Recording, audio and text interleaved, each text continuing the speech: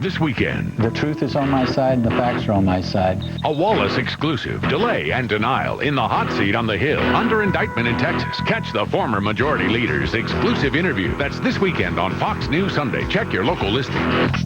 Sunday at 9. Will a shocking new clue be the key to finding the missing Virginia college student? The very latest on the search. Then at 10, first the hurricanes, now the California wildfires. How will we pay for it? Sunday, it's Big Story at 9 and at large at 10.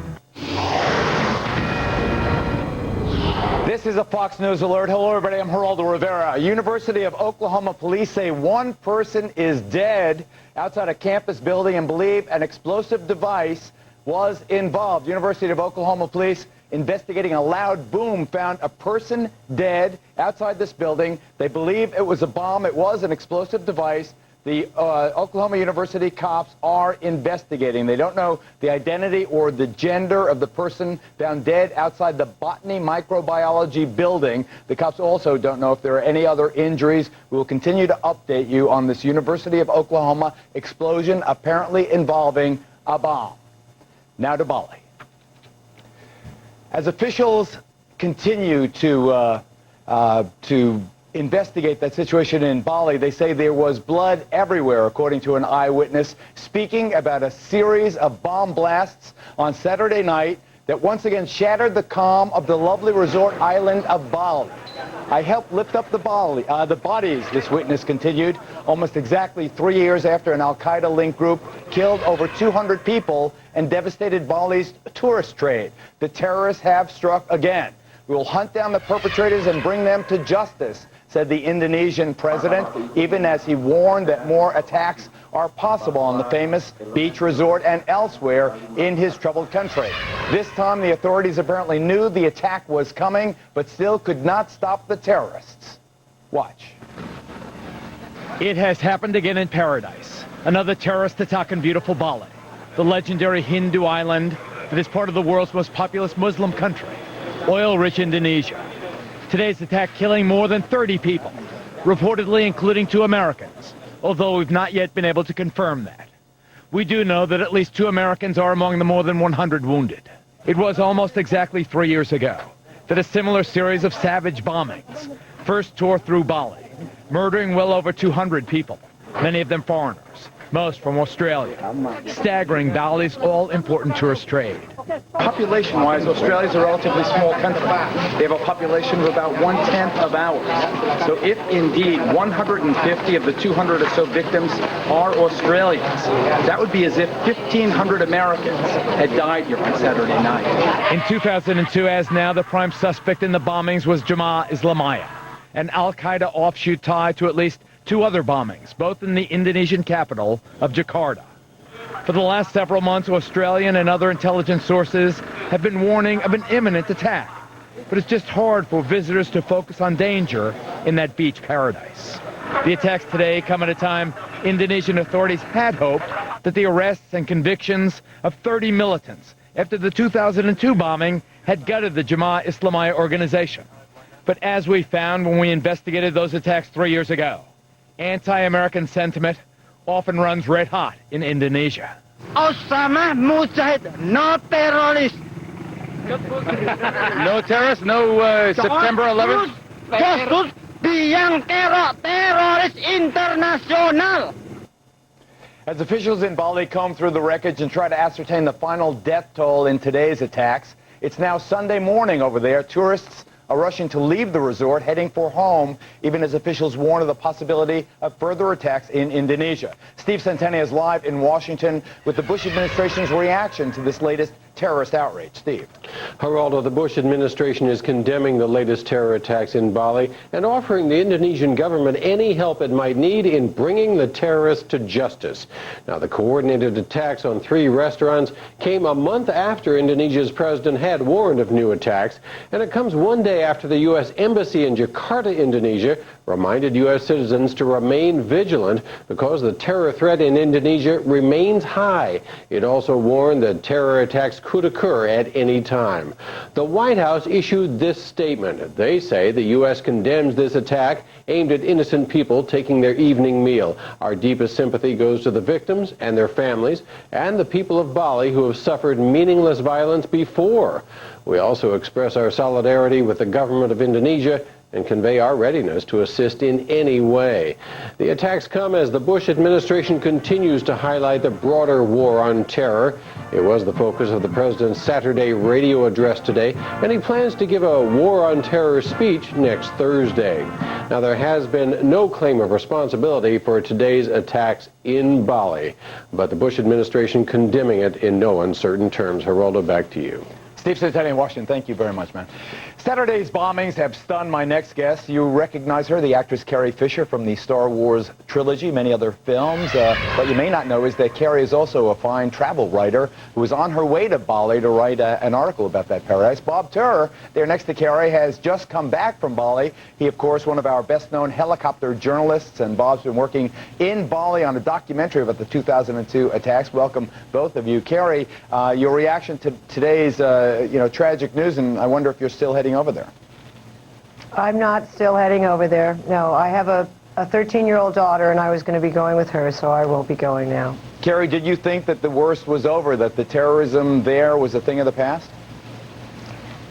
Well, I did, and that is because I had not read what we all should read when we travel, which are the travel advisories from the State Department. They're always so vague, though. I just don't know how you can, you just don't know if it's going to be Bali, is it going to be Jakarta, is it going to be some other country in the region. I wonder if you're advising your readers of the travel articles to listen to the State Department's advisories and guide their travel accordingly. Yes, I think we all should read those advisories, absolutely. And when traveling, not to congregate in large crowds with a lot of other tourists and, hang out in crowded bars. That'll potentially be a target area. Bob, tell me about this documentary. I thought of you actually with the fires going on in the wildfires in California, but tell me about this documentary. What was your conclusion? Were you heading toward a bottom line that the country is a hotbed of terrorism, or going in the opposite direction? Well, the jury was really out. I went there just a little over a month ago, and I just returned. And I was amazed to see how quickly things came back. The tourists are back.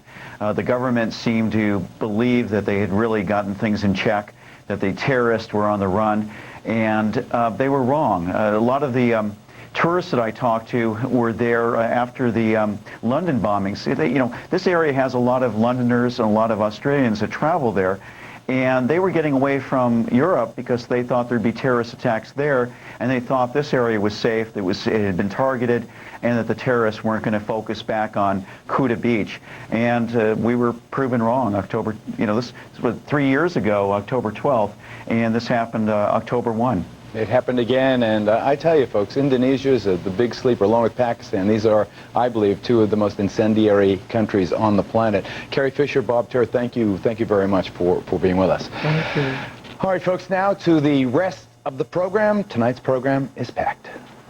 Watch.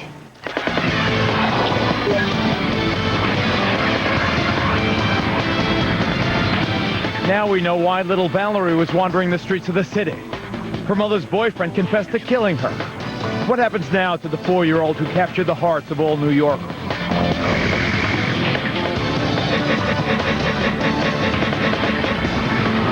Also tonight, the mother who captured the hearts of all of us. What does Beth think about that interview Yoron gave about what supposedly happened to Natalie Holloway? Beth will be joining us live. And what does a member of Tom DeLay's kitchen cabinet think his friend's chances are now the House Majority Leader has stepped aside following indictment? And finally, the water is again receding in New Orleans, revealing a stain that may never be erased from the badges of the cops in the Big Easy. Where were they during the crisis? Were they responsible for hyping the horror? Questions are about to be answered, so stand by. We are live and at large in New York City and around the world.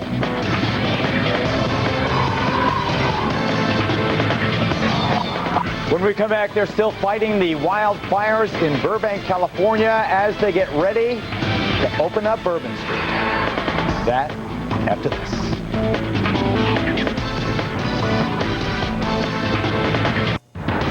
The captioning for this program is brought to you by For championship, I work through pain with the Icy Hot Sleeve. Joint-hugging pain medicine. First it's icy to dull the pain, then hot to relax it away. The Icy Hot Sleeve. Count on it. Check out Quizno's new Cabo chicken sub with chicken, bacon, and cheddar, all topped with a mild chipotle mayo and fresh guacamole. I'd love to pounce on one, except I can't move in this wetsuit. Quizno's new Cabo chicken sub, just $2.99. Wow, just $2.99. Announcing the next generation of sensitive teeth treatment. Oragel Tooth Desensitizer. Only Oragel has the same treatment dentists use, relieving sensitivity 10 times faster than Sensodyne, lasting a month. Oragel, swab it on, sensitivity gone.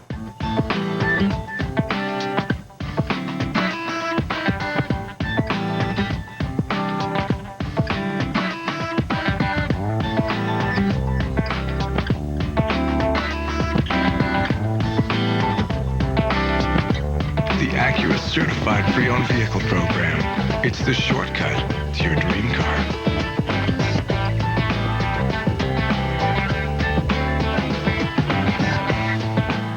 Lots of Wi-Fi users work in coffee shops, which aren't always the best places to work.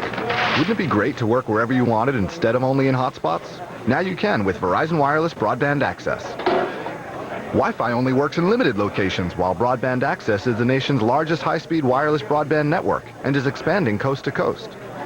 Now get unlimited access at a great price, so you won't get stuck in a not-so-hot spot.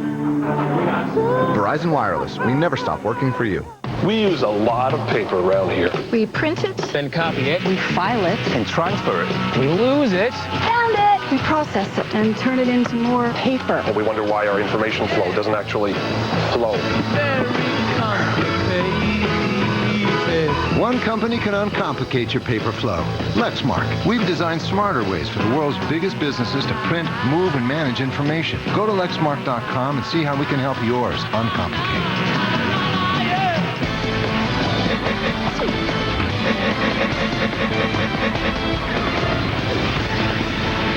Well, the vast majority of the Southern California homes once threatened by the wildfires are now off the endangered list. David Nenkeris is one of the just a handful of unlucky ones who lost his home. David, tough luck. I'm really sorry about it. Did everyone get out of the house okay, though?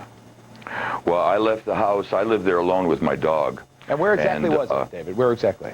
Well, this was on a road called Santa Susana Pass Road in Simi Valley, California, which was the only road into Simi Valley before they built the Ronald Reagan Freeway. Mm-hmm. And at what point did you get out? Well, I left the house at 1 o'clock. There was no fire. I left the house on Wednesdays, as I usually do, to pick up my children and take them to their dance classes and so forth. And so I didn't even learn about the fire until around 3 o'clock. And by 4 o'clock, I had dropped my children off at their dance classes and was trying frantically to make it up to my house to at least save my dog. But I couldn't get through. The fires were the smoke was just too thick, and it was too hot, and I couldn't make it through at that time.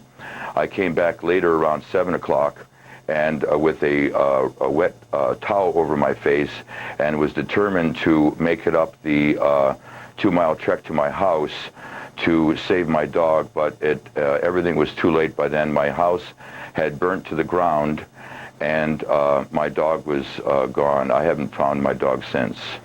There's still a chance, though. Still a chance, man. He could just be wandering. If anyone sees yes, there is still a chance. It's just I want to mention that I've been a struggling actor for 38 years, and now I'm a homeless actor. So if there's any producers or directors, agents out there, now would be the time for my break in life. I'll tell you, man. I hope there is someone out there. David, thanks for being with us. Really, very, very sorry. Well, as I said, it took thousands of firefighters, but as a result of their efforts, scores of homes have been spared. But I want to go to Adam Housley, who is live at the scene of one stubborn blaze that I guess, Adam, continues at least to simmer. What's going on? Yeah, Geraldo, it's simmering a bit. There are 4 fires really burning in Southern California. There's a new small one in Tarzana that popped up just across the valley from where we're located. It's basically contained as well. We're being told this fire here is pretty much contained. Firefighters say the reason why they've done so well the last 24 hours is the weather conditions have changed dramatically. The winds have dropped down. Of course, the Santa Anas have gone away, basically. The temperatures have dropped. Also, the humidity has come up a bit. This is called the Harvard Fire, just above Burbank, and we have some close-up video to show you what it was like during the day today as firefighters were on the lines here. Officially, they're saying it's 30% contained, but 1,200 acres have burned here. More than 1,000 personnel are on site. The evacuation has been ordered for 75 homes, and they've just extended that evacuation for another 24 hours because they're worrying about possible flare-ups. Even though they say this fire is basically out, they want to get a bulldozer line all the way around it. Of those 75 homes, 4 homeowners refused to evacuate, forcing police to go door to door. It's very difficult to move around with this handicap. So we're staying until they tell us once more to go.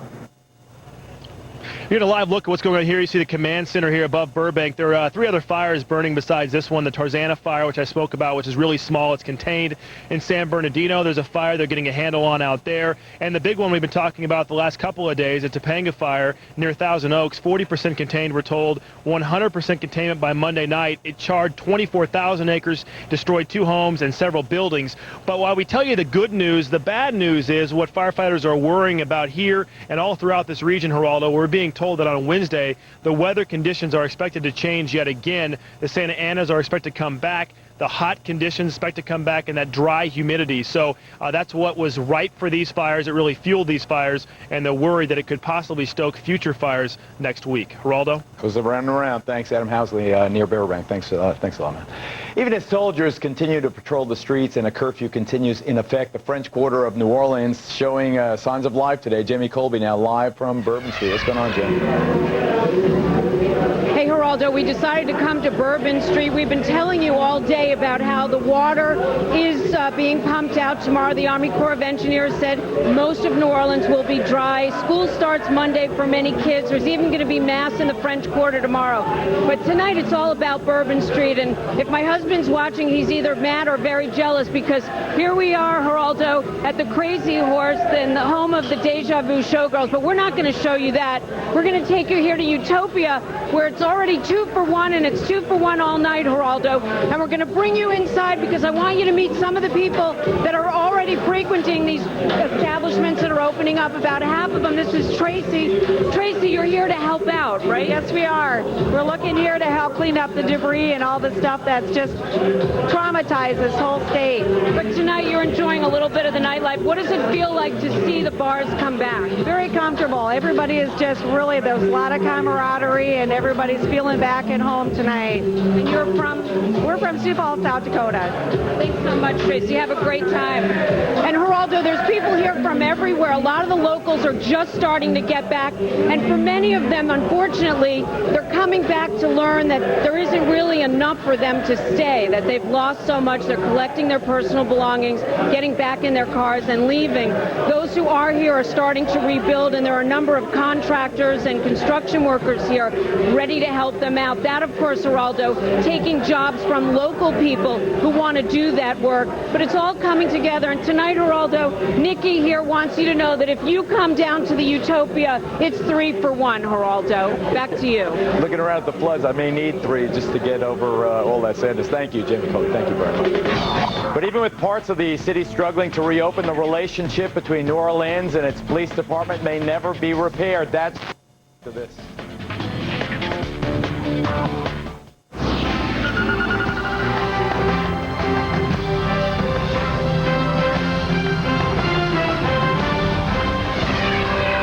Campbell's Junkie presents tips from Mama McNabb. Don't eat junky, eat chunky. Chunky chicken noodle soup is loaded with big noodles and big chunks of chicken. Reminds me when I was little. When were you little? Campbell's Junkie, it fills you up right. At Regions Bank, we've always been proud of the fact that when our customers needed us, we were there. Now, in the wake of Katrina, We're working harder than ever to make sure that doesn't change. We're opening temporary branches, offering special borrowing and deferred payment options, and have reopened over 200 of our affected branches. The Gulf Coast is our backyard. Its people are our neighbors. Their recovery is our mission. Did you feel that? Something is coming. A force from overseas, perhaps? A new competitor? Or change itself? Can't you feel it? Hey, what's up? Am I alone in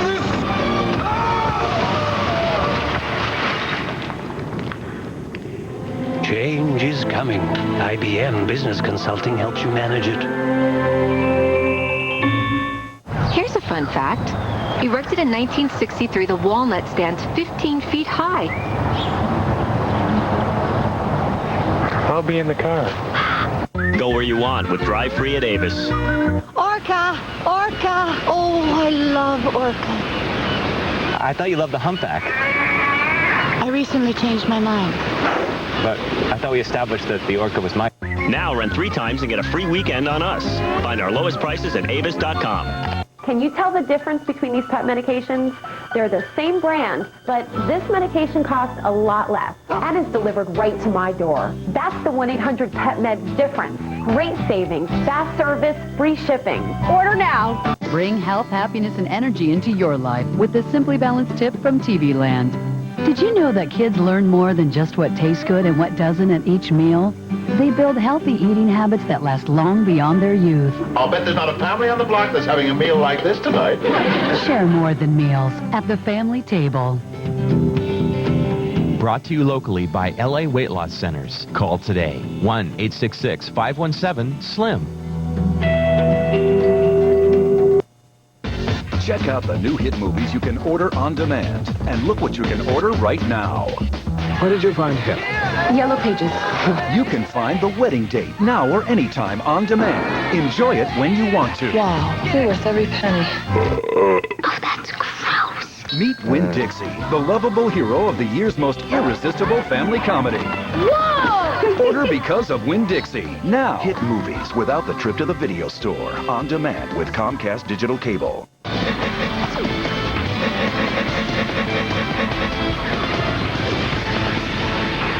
Even as officials scrambled to get electricity, gasoline, water, other relief to areas hit hard last week by Hurricane Rita, the fallout from Hurricane Katrina continues to haunt every agency that stood in that storm's path.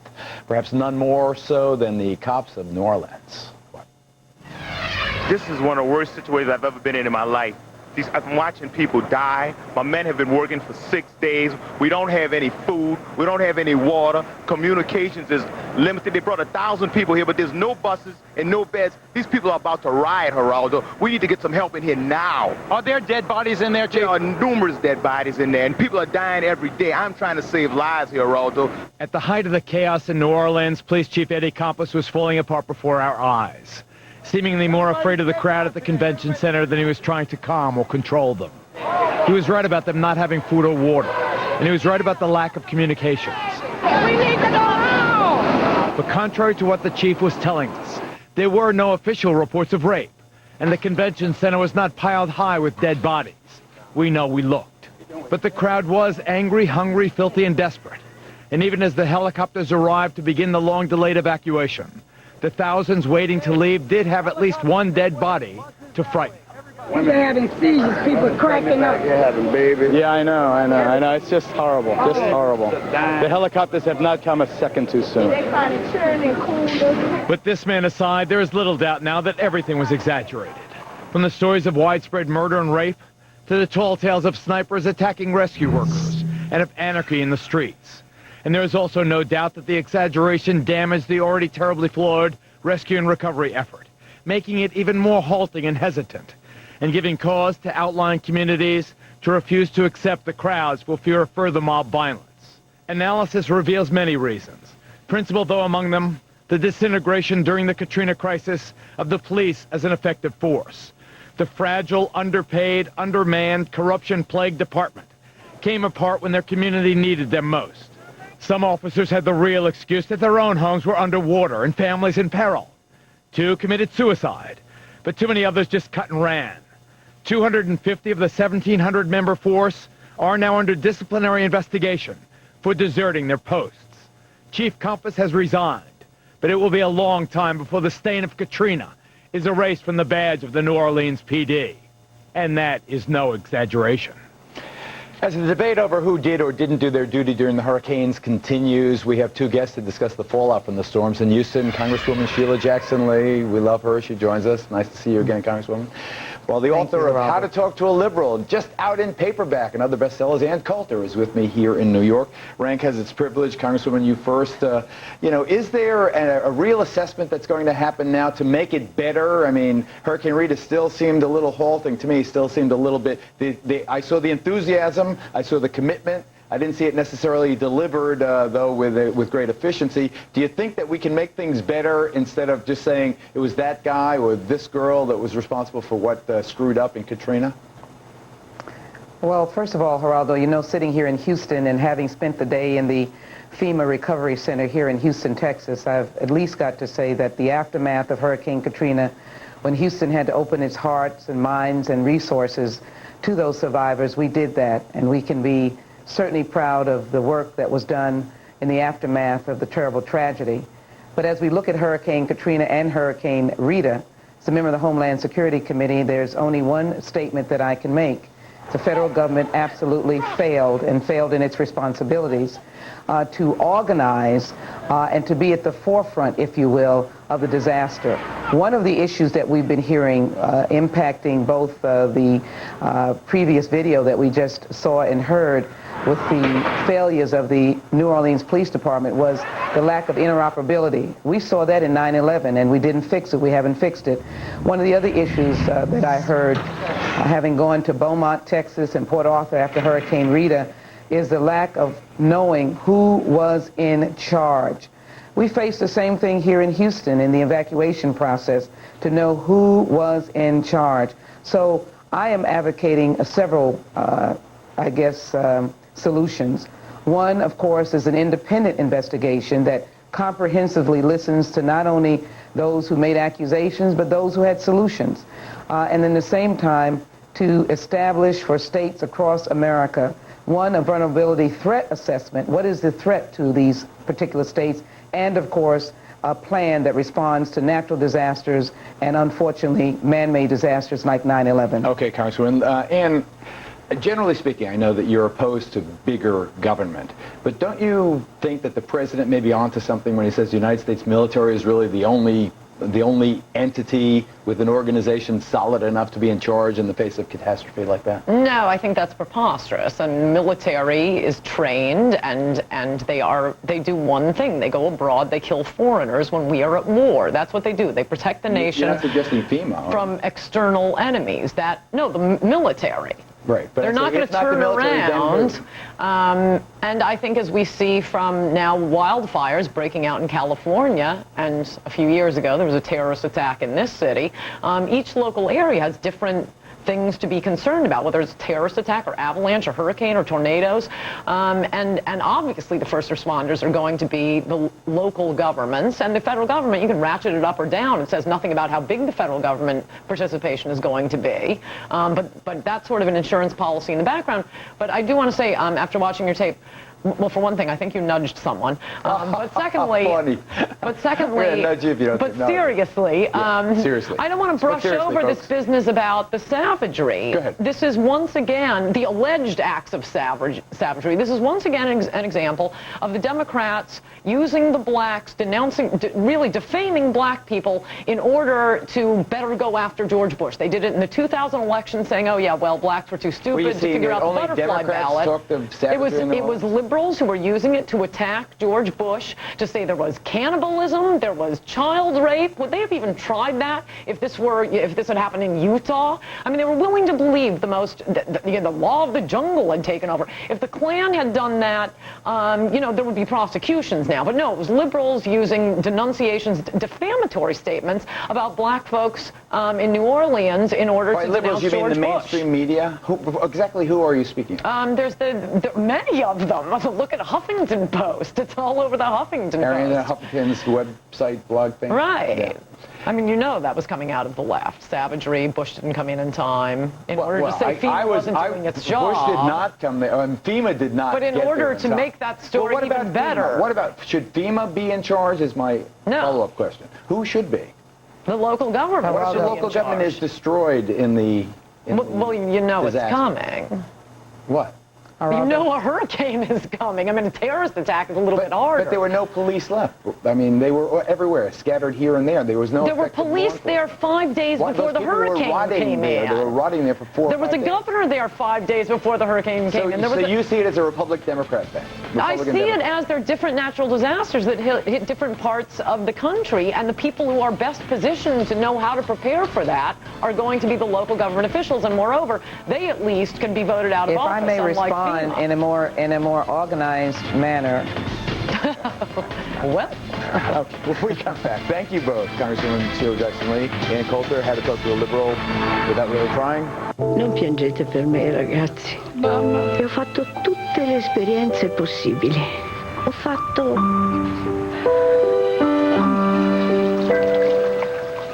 Damn. Mamma. Last year, Norfolk Southern and its shipping partners took hundreds of thousands of freight loads off the highway.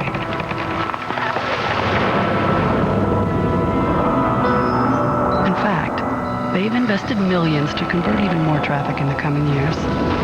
So it's easy to see how the economy won't be the only thing that benefits. Norfolk Southern, the future of transportation. They are the kings and queens, the potentates of the road. We recognize them by their restless wing-tipped feet. We support them with new, thicker mattresses and lay the freshest fine white linens at their feet, an offering of respect. Our beds, ourselves, we've changed it all for them. Rest well, my liege. Rest well. Introducing the Total Value Promise. From the award-winning quality of Buick. I promise. I promise to stand behind your Buick. With our 4-year, 50,000-mile new vehicle warranty. And the serenity of a quiet-tuned interior. I promise. I promise you the security of OnStar on new 2006 Buick models. It's our Buick Total Value Promise to you. The 2006 LaCrosse CX, under $22,600 after all applicable offers. See your Buick dealer today.